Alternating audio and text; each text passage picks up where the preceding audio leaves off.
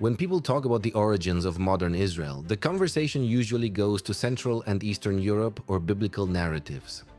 Many historians and commentators point out something surprising. A large portion of Israel's founding leadership either came directly from Poland or from Polish Jewish families.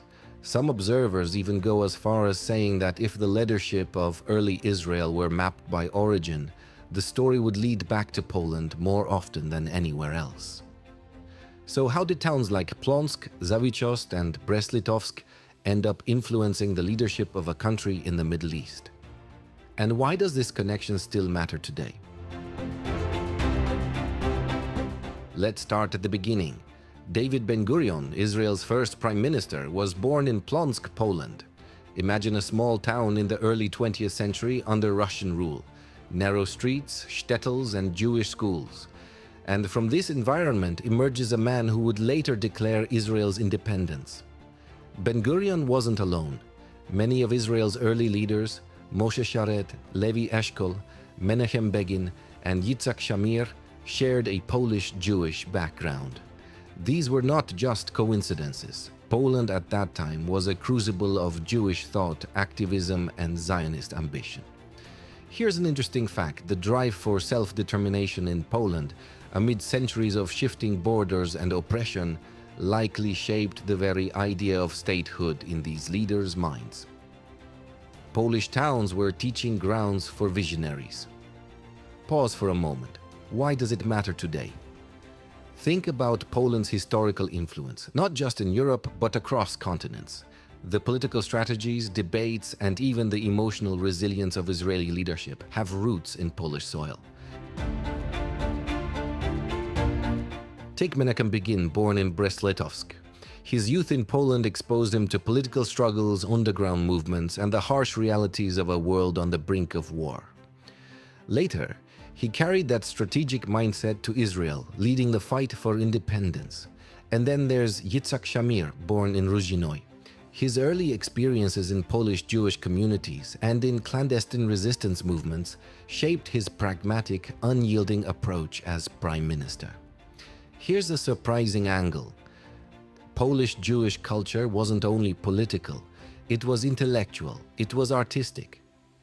It was about debating ideas over long dinners, navigating strict traditions, and imagining a future where Jews could lead their own destiny. Leaders like Golda Meir, whose family came from Poland, carried this cultural inheritance into global diplomacy. Think about this. The same streets that shaped Ben-Gurion also indirectly influenced international negotiations decades later. Polish roots weren't just ancestral, they were strategic. By now, the story might feel familiar, but here's a twist. Not all connections are obvious. Benjamin Netanyahu, born in Tel Aviv, still traces his paternal family roots to Poland. It's a reminder that even leaders born in Israel carry the weight of Polish history in their identity, shaping perspectives, values, and approaches to leadership. Or consider Pinchas Sapir, the finance minister who wasn't a household name outside Israel, yet transformed the Israeli economy. Born in Zawichost, Poland, Sapir exemplifies how Polish upbringing translated into vision, pragmatism, and economic ingenuity. Even Shimon Peres, though born in what is now Belarus, had family and cultural ties that connected him to Polish Jewish thought. Every major decision, from defense to diplomacy, carries echoes of these roots. Here's a thought for viewers. Polish history isn't confined to Europe. It's alive in global leadership, in policy making, and in the stories of people you might never expect. Why should Polish viewers care about this history now? Because it's a story of influence, resilience, and identity. Poland's Jewish communities were often overshadowed in historical narratives, but their legacy shaped one of the world's most influential countries. Consider this: the courage, the political cunning, and the strategic thinking of those leaders, all tied to Polish roots, remind us that small towns, challenging circumstances, and cultural heritage can shape world-changing outcomes. And here's an emotional perspective. These leaders' decisions affected millions.